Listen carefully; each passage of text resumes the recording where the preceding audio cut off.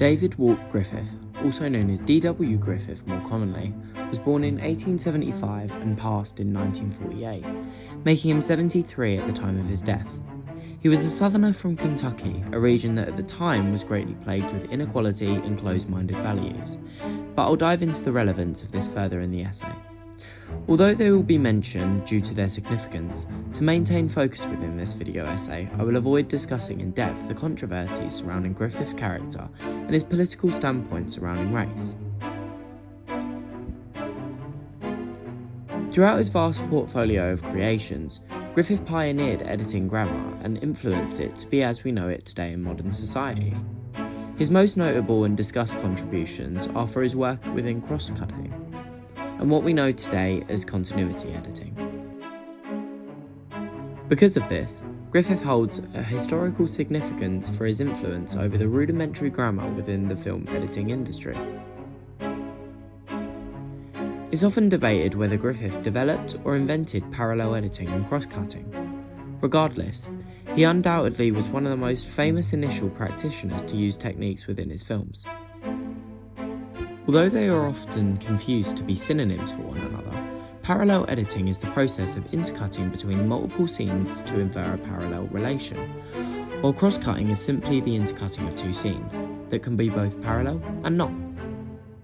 Griffith's early work within the world of editing grammar begins in 1915, with The Birth of the Nation set post-World War I. Throughout the film, Griffith repeats the structured edit, cutting between two actions to infer meaning or connection between them. As seen in the sequence, mounted members of the Ku Klux Klan ride in aid of a captured family. We infer their intention of riding is connected to the captured family due to the cutting of both scenes, thus parallel editing. In this, sadly politically outdated case, context clues such as their status as soldiers and the crime committed help our understanding alongside the edit. The chance that audience members at the time would have experienced this editing phenomenon was low, therefore these hints would likely help shape their understanding. However, looking at the technique itself, it builds a bigger frame of naturalism. In fact, Kay Fusco credits Griffith's early work to Frank Norris, The Octopus, as an inspiration which explores naturalism heavily. Contrastingly, Weidenfeld looks at Griffith's influence on editing as a secondary impact of his manipulation of speed, arguing it was the speed at which Griffith cut between the scenes within his montage which made the segments much more noticeable. This phenomenon has impacted today's cinema, whether that be feature films, big blockbusters, or franchises, leading to a brimming industry rich with parallel editing and cross-cutting. As just one of those many examples, 1991's Silence of the Lambs uses the technique.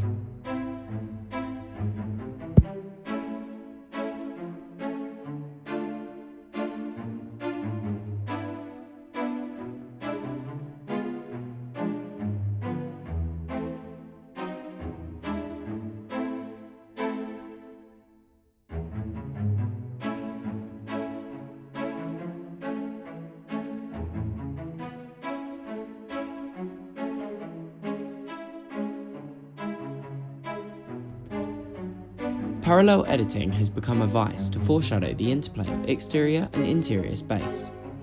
In the case of this clip, it's to build the oppositional relationship between the antagonist and the heroes, while also conveying their anticipated interaction.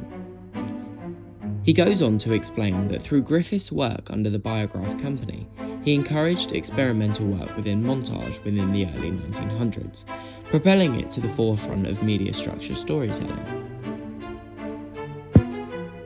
B. Stevens comments on Griffith's creation of continuity editing, as if he were to have found the secret of cinema, describing the other approaches to editing style at the time as roads not taken once Griffiths had released his. It's clear that Griffith's standpoint on editing was like no other, as the films that came before exhibited discontinuous combinations of shots such as in The Wonderful Wizard of Oz, or Life as an American Fireman, which is famous for its lack of intercutting between two clips of a fireman saving a child and its mother from a burning building, instead letting the clips repeat almost as if, as clunky and jarring as it is, the action happens twice. Other examples of Griffith's work on continuity can be seen in audio and sound synchronicity within the half-decade that followed the birth of a nation, even getting so far as to get overseas into areas of the world such as Southeast Asia's pop culture scene, which sported 1935's Duke Chiang, one of the first to synchronise sound and video using strips of celluloid. To conclude, David Walker Griffith's influence can be found not only in modern-day cinema, but throughout the years that followed it. It helped create a guideline for editors to follow across genres, despite their differences. Thank you for listening.